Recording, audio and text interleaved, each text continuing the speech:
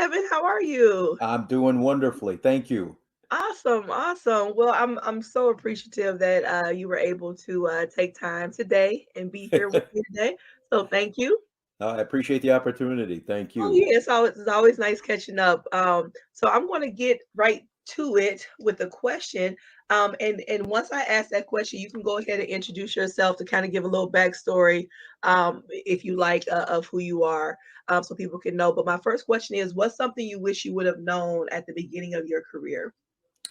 Yeah, wow, what a great question. First of all, my name is Kevin Kendrick. I'm a retired FBI agent.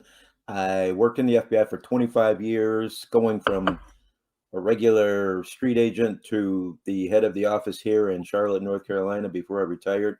Then moved back to Michigan and worked for Dow Corning for 11 wonderful years. And Mhm. boy, something I wish I would have known at the beginning of my career. I think the one thing that I have a deep appreciation for history, Mm, and I wish I would have understood certain things about the history of our country before actually mm. becoming an FBI agent. I think it would have given me a different perspective in how I interacted with people, Oh, perhaps a yeah, different understanding.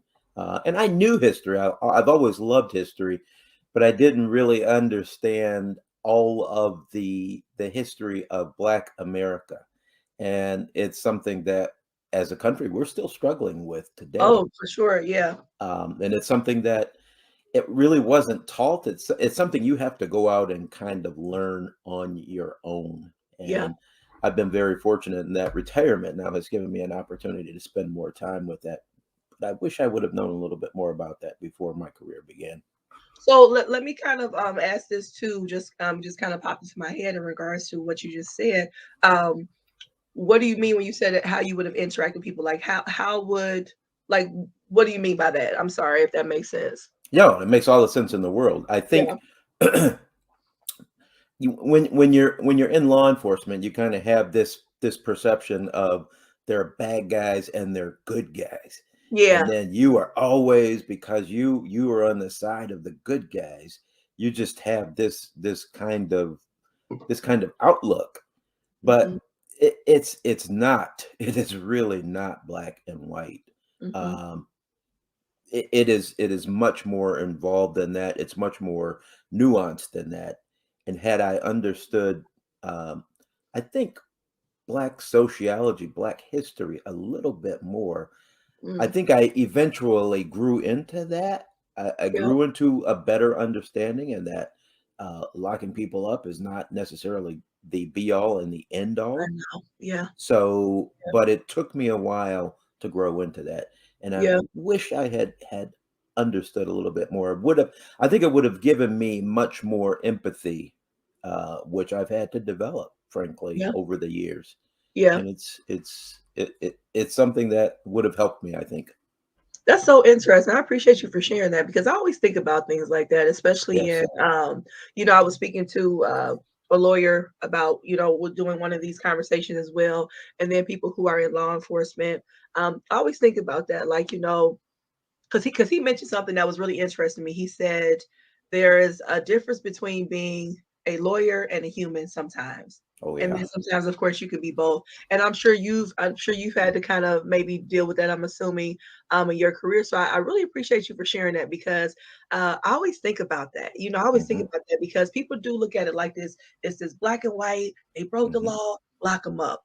Yep. And then as you grow and you learn and you expand your mind, you're like, wait a minute, it's Yes. so many things in between that. You know what I'm saying? Absolutely, absolutely, and Mhm. some of the problems that we confront are not necessarily confined to an individual. They're Yeah. systemic. They're Yes. problems for entire communities. Yeah. And Environmental. Yeah. exactly, exactly, and Yeah. unless and until we can start addressing those issues, we're on a treadmill. We're gonna Yes. continue to see this, and we're gonna continue to, marginalize an entire group of people, and that's not right. No, and it's so hard because I'm a dreamer. I'm a visionary, and I always think about, okay, how do we do that? How do we Yeah. get to that point where we correct a whole system, a whole way of thinking. Like, how do you even begin with that? And I think that here recently, with some things that's happened in a public light, I think they're showing us that people are making steps towards uh, delivering a different message. Yes, In regards to like our, especially like within the justice system, and but it's just such a big thing. It's such it a is a big big thing. Yeah, and it's I yeah, think I think the biggest thing we can do is education.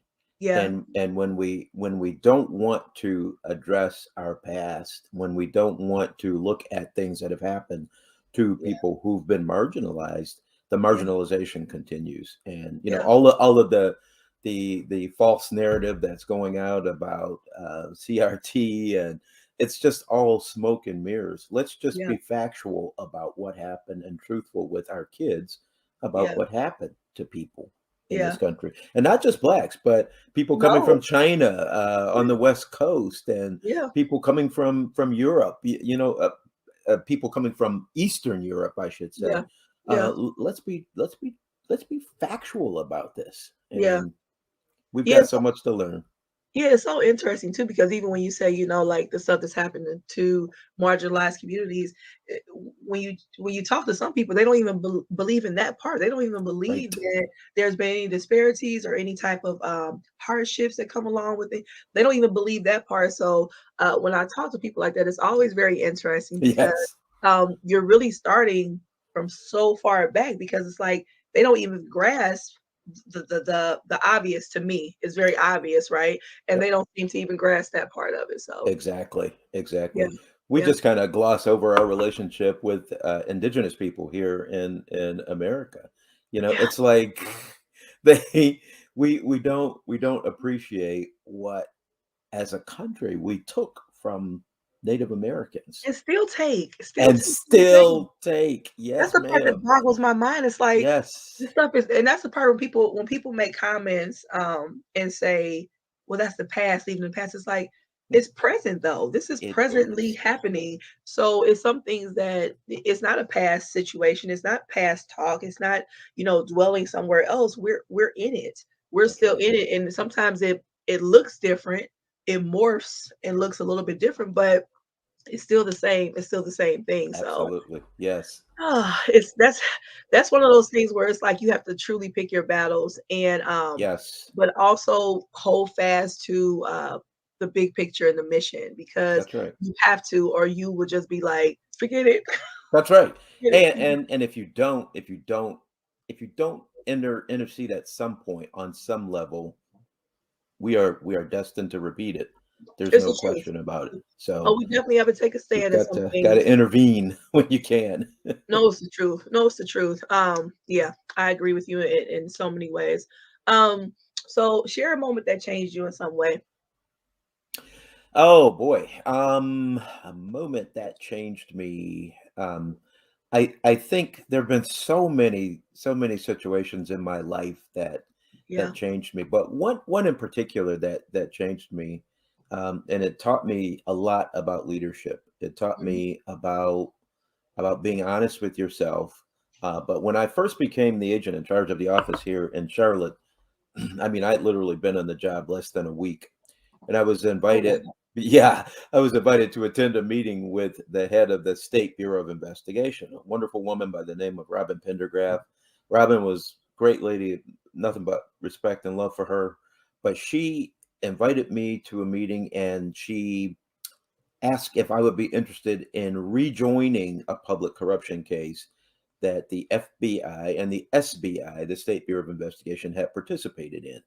And we were meeting in Raleigh. I said immediately, when she told me about the case, I said yes, because public corruption was and still is a huge priority for the FBI. I Sure. immediately said yes. And I went back to the office, talked to our public corruption supervisor, and he said, "Ooh, let me tell you why we got out of that case." So after he shared that with me, I said, okay, wonderful. Thank you for Yeah. sharing that with me. I made a mistake." And Yeah. I called Robin up and I said, "Robin, I apologize, but I spoke before I should have." So Yeah. that was a lesson for me. But more importantly, it changed the way I think I led at that point. I got all my supervisors together the very next day, and I said, "Look, here's what happened. I owned up to my mistake, and I said, and I'm sharing that with you today because I want to empower you with the ability to say, I made a mistake. Yeah. We don't compound mistakes by denying it or by trying to hide from it. You Yeah. own up to it, you take responsibility for your actions, and you try your best not to repeat it. So Yeah. that was a huge lesson for me to kind of do more listening Yeah. before talking Yeah. because it's important. Oh yeah. Yeah. No, that's awesome. Thank you for sharing that. Mm, The next question is, what's one thing you would tell your younger self? mm, wow. I think pretty much what I just said too about Yeah. learning to listen more, Yeah. speak less. I had all the answers when I was younger, Oh, don't and y'all. yeah. So I think just being a better listener, being more empathetic. I think listening helps you to become more empathetic. Yeah. And as I've grown older and matured and seen life on so many different levels and in so many different places around the world, I realize how fortunate I am, how fortunate my family Yeah. is with where we are and what we have, and there's so much need and want. So being more empathetic. I posted something this morning about some nonprofit organizations here in Charlotte that are offering showers and clothes washing for Oh. homeless people. And I'm Oh. I'm big into Rotary, clean Yeah. water and sanitation. That's one of the things we really focus on. And Yeah. but we're always looking externally. We're always looking in underdeveloped countries. We Yeah. have we have that issue right here in We our do. own We do. backyard. We do. Yes. We And do. clean water and sanitation is not a third world problem. We had it in Flint. We have it in Still so have it. many, Still have it. still Really. have it in Flint. Yeah. And we have it in so many of our communities, especially our communities that were so industrial in nature, where they've got old infrastructure. So Yeah. just listening more and appreciating what the issues are confronting our societies and being more empathetic. I Yeah. think I We think have to it's so care about important. each other. We Yeah. We have. have to. It's It's so just. fundamental. It's just. Sometimes I sit here and I'm like, I just look around and I say, what world am I in? Like, where am I at? Because sometimes when I see things that people say, and discount, and try to discredit, it just breaks my heart because it's like, Yes. where's your human soul? Like, do you have one? So we just have to care about people. We have to care, like you said, the people that are right here in front of us that we pass by Yep. every day. When I first moved here, it was really interesting because I didn't see any homeless people on the street, like none. And growing up in Cincinnati, Yep. you literally would have CEOs walking right by someone that was homeless on the street. Everybody kind of like, Absolutely.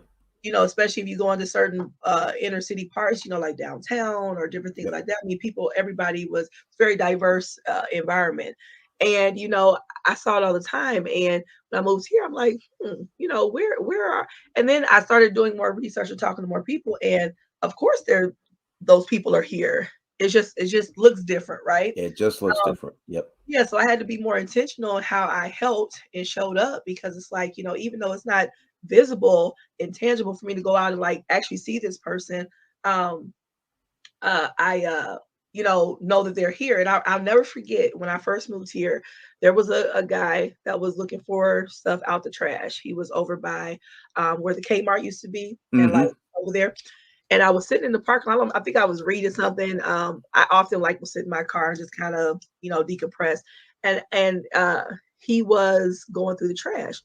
Didn't bother me. Like I said, and I'll never. He was only there not even literally 5 minutes. This is the guy's truth. And a cop swarmed up like he was robbing the place. He's going through Hmm. the trash, probably looking for cans or whatever. And he swarmed up, and instead of, because I'm watching this because I'm like, Sure. like Sure. trying to see what's going on. And instead of, how can I help you? Do you need to be directed somewhere? Because we have the open door, we have different things. Yep. Yep. He got out and yelled at him, berated him, and get out of here. They don't, get. And I just remember feeling so broken inside because Yes. I'm like, this man is like literally at his lowest. Yes. Literally, I mean, you could tell that he was not. We have some of these actors that pretend to Yep. be. You could visibly tell that he was going through. And I'm like, are you serious? So I just remember that, and that always sticks with me about having that empathy, having that It's compassion. so important. Yes. Yes. Oh It is so true, Aaron. I could not agree with you more. You have to have empathy for other people. yeah. I think so. I don't know. I just think our society in general It's is just so so cold at times, and yes, then I like to find that other balance where, I interact with people who are so warm. So yep, I try to hold on to that because like I said, with the guy that was homeless or in need or whatever, I shouldn't assume he was homeless, but it just he had stuff with him. It just kind of visibly looked like that. But I just think about even the person that whoever called the police on him. right, If I was a worker there, and I don't ever try to presume and say like someone should take money out there. Like I can't tell you what to do with your coin. sure, For me, I don't know. I just would like buy a bag of I don't know something and say, "Do you need something to eat? Is that what you're looking for? Do you need?" I don't know, and try to help him. exactly, And then maybe he would have went on his way, because he was looking for something. So maybe if you could have supplied it, and again, it's not her responsibility to do that, but I right, just think about people's hearts, like instead of calling the police, like for that to be the first thing that you thought of, right. call the police on this individual who was already at his lowest That's point. right. Well, It just really it always stuck with me. that's I completely agree with you, Aaron. Yeah. Yes. Yeah. Oh, okay. Oh. So I know. So my next question for you is what's the lesson you learned that you didn't understand at the time, but you do now? Um, I think one lesson that I've learned that I certainly understand now is how much how much it matters being a person of color in this country. Yeah. It impacts you, and I got it. I understood it. I used to get kidded and teased all the time because I wore suits everywhere I went Yeah. when I was still working in Midland. I don't wear suits so much now, um, but I wore those suits for a reason. You could walk into a store and even though you're a person of color, you got kind of a pass because you look more respectable, Right, and right. that suit kind of gave me a license To exist there. to exist, right? Thank you.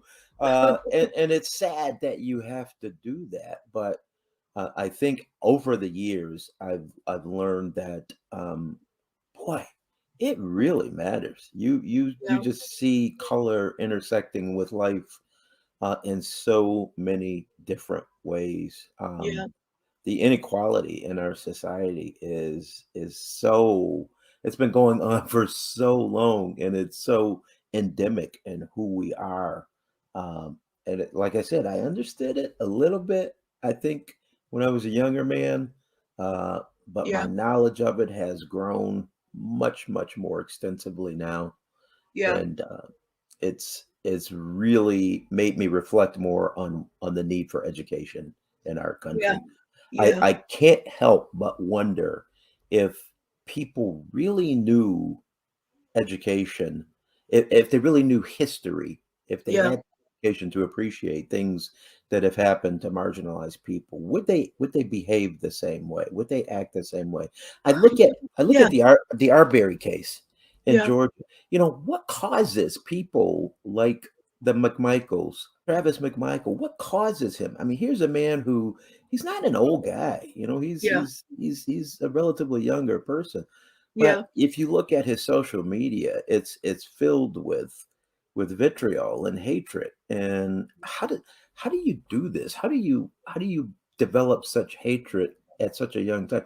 And I really believe education is the key. It's because his parents and his Yeah. parents' parents, they propagate these myths about people, Yeah. and they continue to give them license to feel like they can do whatever they want to do. And you believe it so much that you kill it, like you literally hunt a person Yes. down and kill them. That's just so deep to me. And what's so interesting, you asked the question, how can you be like that? And it's, it's really anything else with any of us, right? From the Yes. time we're born, we're kind of given our life, right? Right. Where the people, our parents or family around you create this culture for you Yep. that you have to take in, right? So, be it Christianity or Islam or, you know, um, believing that, there's ghosts. I mean, whatever you think, Right.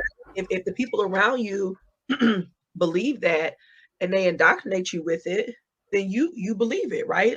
They literally surround themselves in these echo chambers of That's right. life, constantly, reiterating these same thoughts, and they believe them.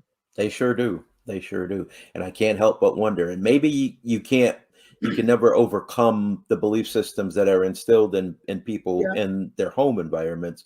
Hmm. But certainly, when we start excluding um, the history of our country in schools, they'll Yeah. never get an opportunity to have that balance.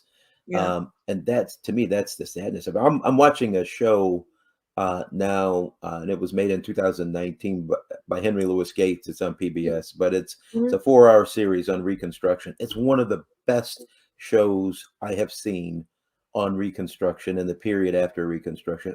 For me, this should be required viewing by every child in America, because Yeah.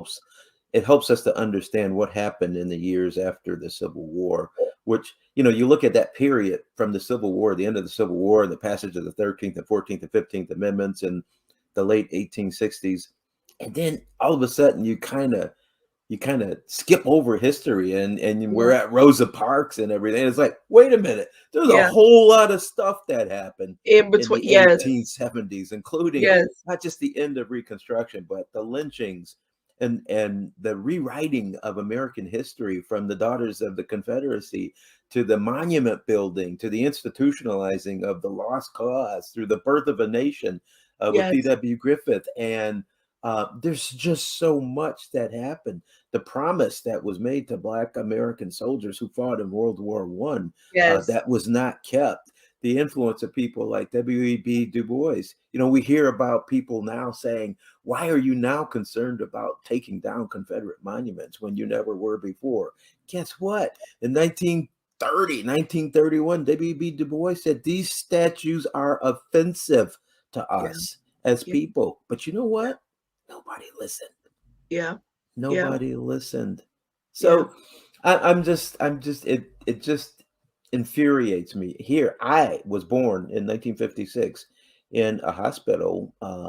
It was not a hospital. It was on East Grand Boulevard in Detroit. It was mhm. actually a big house that Black folks had to use because my mother It could not go to the White Hospital. And this is that in yeah, Detroit, Michigan, in yes, 1956.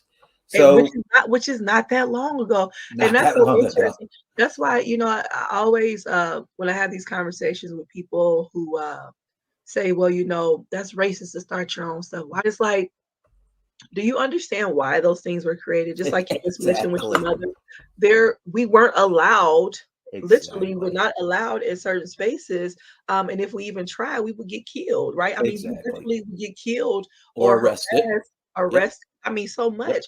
We're terrorized, stuff, burning on your lawns, windows getting knocked out, harassed, going back and forth, just constantly in torture, Yep.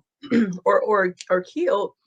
And so we had to create our own spaces. So that's Yes. where this stuff comes from. And they have, evolved and stayed with us. But that's why it started. And that's the part that's so interesting that people don't want to tap into and really understand why. Don't ask us why we've done this. Ask why we had to. Why it Why was it happened. necessary? Right. Yeah. Exactly. Exactly. Yes. Yeah, it's just sometimes it can be a little frustrating having those conversations because it's like, and I've gotten to a point where it's like, you know what, you have made it very clear to me that you are committed to sticking with this narrative. That's And right. once you're committed to it in that type of way, I'm like, okay, because there's nothing else me and you have to really talk about because Absolutely. you've committed to it and it's not even factual based on history. I mean, this is like this is not something that I'm like making up. This is something Right. that's documented. You know what This I mean? is it's Like, absolutely.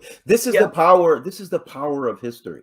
This is the yeah, power that, if everyone could take 4 hours, if every school child could take 4 hours and watch this PBS series on Reconstruction to I have to look it up. understand what this is all about, then maybe some of those questions, because you just made it an incredibly wonderful and excellent point.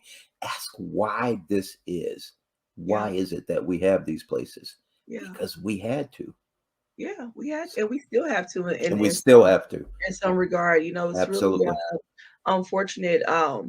Yeah, it's really unfortunate. I mean, you talk to people who live in certain areas still. I mean, it's like going back to the 1950s. I mean, That's right. you know, when you drive through and you talk with them, it's like, you know, and it's so interesting because when you live in different places like New York and California and even up here, in some parts of Michigan, Yeah. you don't even realize that people are still going through this sometimes. Like Oh you yeah. you literally think everybody came along with you, and it's like, no, there's Yes. some of these places are still living in the past for sure. It's a great thing about America, and I love my country. Don't get me wrong.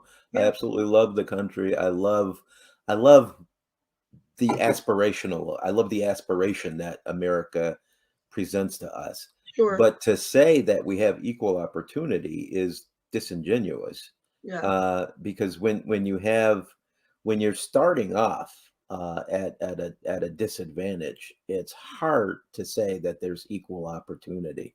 When yeah. I heard a great line over the weekend, and it was by the Michigan coach Jim Harbaugh Mhm. after the win over Ohio State. Oh yeah, He said that he was talking about, I forget who he was talking about, but it's a great analogy. He says, we've got people in this world who are standing on third base and they think they hit a triple, yeah, when in fact that's where they were born. yeah, So guess yeah, what? When you're yes, standing at the plate, the person who's standing on third is going to come home before you yeah, because he or she has a head start. yeah, And that yeah, is just something that we don't seem to take into account when we're looking at equity in this country. yeah. We think that we have equality because we say we have it, when in Well, fact, and we had a black president, so if you have a yes, we've arrived, right? people, people always say to me, it's like, are you kidding me? Do you Yeah, understand? I mean, what's really going on? So I always find that very interesting as a rebuttal when people say, we had a black president twice. yes. And it's like, okay, Twice, yeah, right? yeah, yeah. Oh my No, gosh. wow. No, I appreciate you, Kevin. Thank you so No, much thank you. for um, taking the time and being here today. I Thank think you. these conversations are so important, so necessary. We have to connect with each other. We have to talk to people from all over. We have to Yes. try to understand each other in some type of way. If both people are willing to receive and give. Amen. So Absolutely. Yeah, and it's important to have these conversations because we need to understand that these aren't isolated problems. These no, they're aren't not. geographical problems. No, they're And not. these aren't necessarily people coming from, these are people, the conversations you're having are people across a spectrum of Yeah, society. And yeah. they're wonderful conversations. We just need to take the time to listen. Yes, we do. We do Yeah, for sure. Even if we don't always want to hear, that's right. we have to take the time. Yes, We have to take the time to listen because I really do believe that even if you don't necessarily agree, that's right. everybody has something to bring for you to learn from, right? And for you to grow from. Absolutely. So if we look at it that way, it's never you never at a loss. And you're never too old to learn either. Never, Never to never, never. no. We should constantly be growing and evolving Uh, and learning. Yes. absolutely. Well, thank you so much, Kevin. Thank you, Aaron. I appreciate you. Uh, Give your wife my love as I sure well, and will. you guys take care. You too now. Thank you. All right. Bye Thanks. bye.